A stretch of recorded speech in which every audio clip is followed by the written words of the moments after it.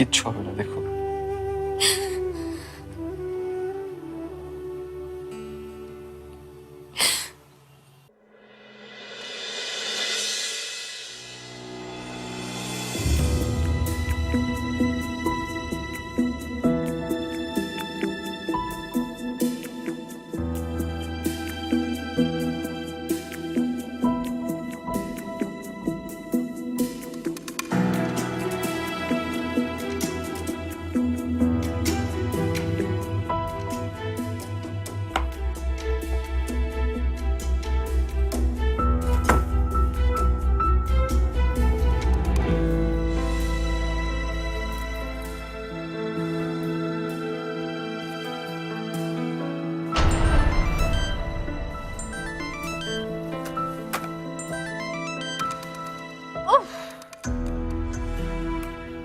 হ্যাঁ, কি বলো? হাই নাবিলা। এই ভোর রাতে কি তুমি আমাকে হাই বলতে ফোন করছো নাকি? না, অ্যাকচুয়ালি তোমার সঙ্গে কথা বলার জন্য কল দিয়েছি। হ্যাঁ, কি কি কথা তুমি জানো না?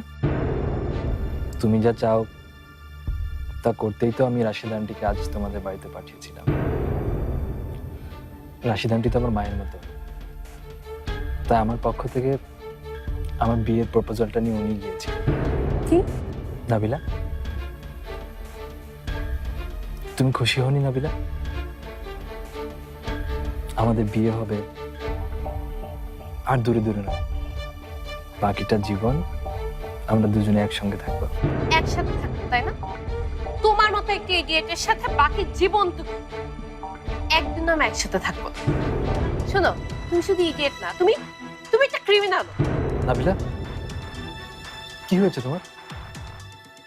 তুমি এভাবে কথা বলছো কেন?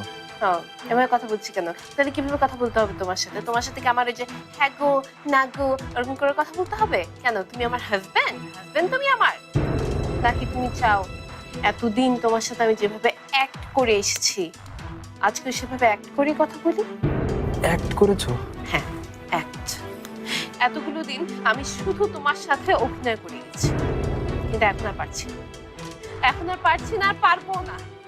কি বলছো কি তুমি এসব? নিশ্চয়ই নিশ্চয়ই তুমি বানিয়ে বানিয়ে বলছো, তাই না?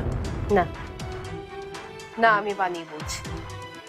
আর আমি যে বানিয়ে বলছি না সেটা তুমি খুব ভালো মতোই জানো। শোনো, একটা কথা আমি ক্লিয়ারলি তোমাকে বলে দিই, তোমাকে আমি কোনোদিন ভালোবাসি, শুধু তোমাকে কেন, ফারহান ছাড়া এই পৃথিবীর অন্য কাউকে ভালোবাসা আমার জন্য কথা। আমার পিছু ছেড়ে দাও, এতেই তোমার লাভ।